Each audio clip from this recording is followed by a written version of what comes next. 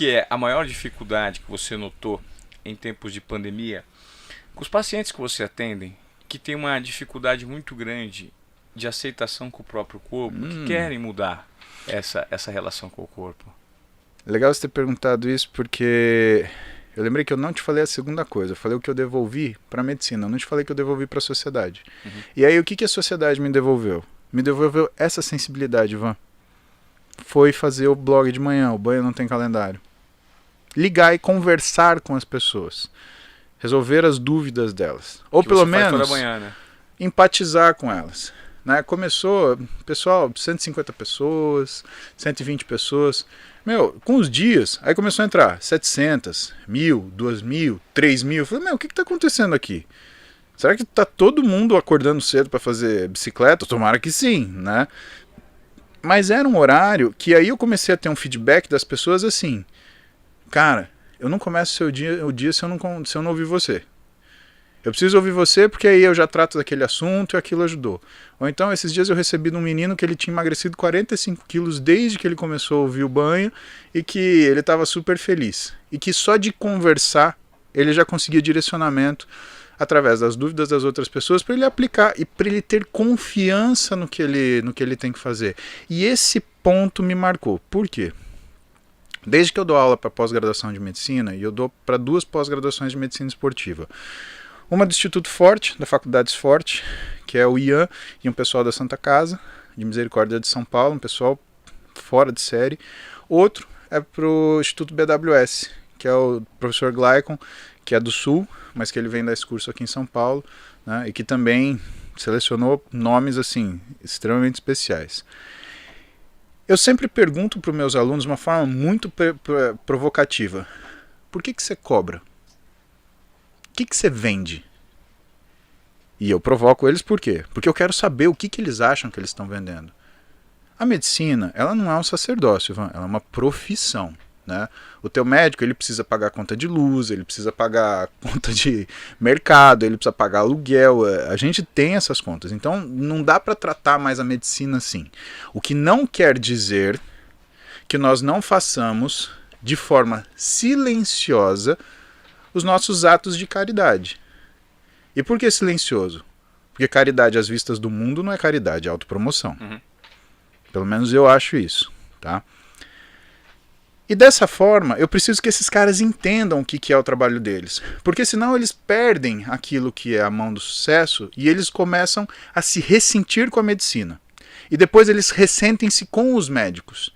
E eles começam a apontar para o colega deles como se o colega deles de sucesso fosse a razão deles terem insucesso. Isso é muito ruim na medicina. Porque o foco do médico tem que ser o paciente, não importa o que aconteça. Perfeito. Perfeito. Bom, pergunto para eles. Cara, pouca gente soube me responder. Pra você ter uma ideia, eu acho que uma pessoa soube responder essa pergunta até hoje, que foi o Thiago Bianco, que é um amigo meu que era amigo meu do colégio em Marília. Né? Eu nasci em São Carlos, cresci em Marília. Né? E o que a gente vende, aí não sou eu que estou falando, é um sujeito chamado Kenneth Arrow, o Kenneth Arrow, ele foi um Nobel de Economia, ele resolveu uma série de grandes problemas, mas um que ele resolveu foi a questão da residência médica nos Estados Unidos, porque como lá a formação ela é mais tardia, então os médicos se casavam durante a formação. Só que aí quando você tinha a formação subsequente, que era a residência, por exemplo, às vezes um médico ia para um hospital, o outro ia para o outro. E, eventualmente, um deles desistia da residência. Só que quando você não ocupa uma vaga de residência, esse dinheiro é desperdiçado, esse dinheiro é um custo. Sem um médico trabalhando ali. Né? Por quê? Porque aí você tem que contratar staff, você não tem residente para segurar aquela parte. Porque o residente trabalha. Ao contrário do que muita gente pensa, o residente trabalha e trabalha muito. E tem muito. Todos os sistemas de ensino de medicina do Brasil, de ensino médico, eles são apoiados no trabalho de alunos e residentes. Então não acha que o residente fica de braço cruzado olhando, esperando aquilo não. Não, ele trabalha pra caramba.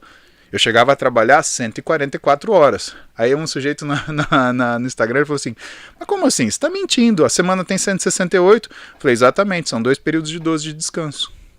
Nossa. Cara, você tem 3 anos para descobrir tudo que você precisa saber para você, por exemplo, entrar num pronto-socorro e se aparecer o cara com o pé quebrado, com o braço quebrado, ou tudo que ele quebrar, do pescoço para baixo, você tem que resolver, o que você vai fazer? Eu vou ficar no hospital o máximo de tempo possível. Qual é o lugar que você fica o máximo de tempo possível? Não é na sua residência? É por isso que chama residência médica. Porque você literalmente mora no hospital. Então, nessas condições, quando você percebe que tem essa demanda, essa situação, eu preciso que o sujeito ele entenda que a confiança é a mercadoria dele. E que aquilo que ele está aprendendo naquele curso é para que ele atue com mais eficiência. Com mais eficiência, ele tem mais bons resultados. Com mais bons resultados, ele tem mais confiança.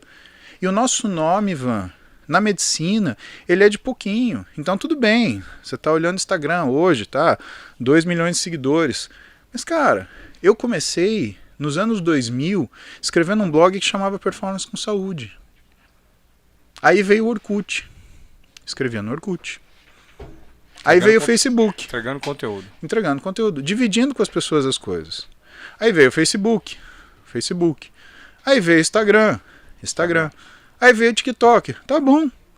TikTok eu não consigo entregar conteúdo médico, mas eu entrego conteúdo de comportamento. Por quê? Porque eu percebo que a sociedade, de alguma forma, ela também está doente do ponto de vista de comportamento. As pessoas estão confusas, Ivan. O pessoal não sabe usar isso aí ainda direito. Não. Esse espelho preto que fica na nossa frente a maior parte do tempo, ele é uma ferramenta maravilhosa, mas ela tem sido usada de uma forma muito errada. Tem os efeitos colaterais também, porque a quantidade de conteúdo, se você não tiver uma curadoria para você consumir o que de fato te faz bem, e aquela velha ação, aquele velho comportamento do ser humano, nós estamos sempre nos comparando. Como a gente tem essa mania de comparação, né? Isso se transformou. Se você está mal, quando você abre o Instagram, a possibilidade de o feed te entregar um panorama para você ficar ainda pior é enorme. E se você está bem, você vai sempre encontrar alguém melhor que você ali também. Você quer fazer vamos fazer um paralelo, vamos pegar Mundo Geek. Você assistiu O Senhor dos Anéis? Sim. Pra mim foi uma coisa que, quando eu assisti O Senhor dos Anéis, eu enxerguei um monte de coisa. Falei, nossa, que impressionante. Porque eu consigo entrar no filme assim, eu vivo aquela experiência, né? Eu amo cinema. E aí, o que eu percebi?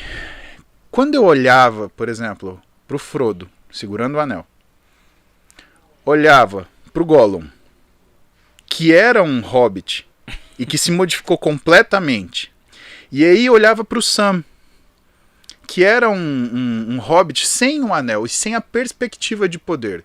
O que eu percebia? Eu percebia que, na verdade, o Sam, ele era um cara que estava sendo confrontado com um poder que podia corrompê-lo. E por outro lado, ele olhava para o Sam, que era a base dele, para falar assim, poxa, como que eu sou?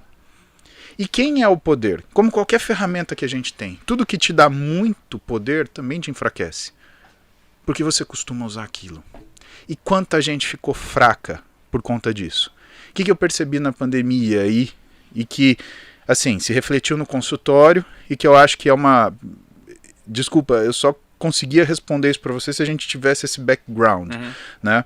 As pessoas usaram isso, que é uma grande ferramenta para manter a comunicação, para manter o contato, para manter a troca de coisas boas, para fazer o contrário.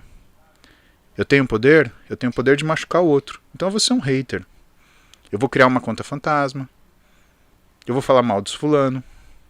Eu vou plantar notícia falsa. Eu vou criar toda uma discussão social em torno das opiniões que são minhas e vou fazer com que isso seja mais importante do que coisas reais, problemas reais. Isso você notou no consultório, Paulo? Mas com certeza, os pacientes eles estavam muito mais estressados. Os meus pacientes, eles nunca vieram da internet. O Instagram nunca me deu paciente. Os meus pacientes eram pessoas indicadas por meus outros pacientes. Eu comecei a trabalhar, eu atendia uma vez por semana, eu atendia um paciente por semana, minha consulta era R$200. Eu pagava R$50 por paciente de aluguel de sala. Ciros, muito obrigado. Você foi fundamental na minha vida e toda vez que vem essa história eu sempre agradeço você. Ciros Alexandre, fisioterapeuta. Meu amigo confiou em mim e me deu o primeiro espaço para atender. E eu acho que é importante a gente... Você cobrava R$200? R$200. E só tinha uma consulta por semana? Tinha uma consulta por semana, ainda tinha imposto para pagar disso, né? E era assim foi assim que eu comecei. Hoje você tem 50 pacientes por semana...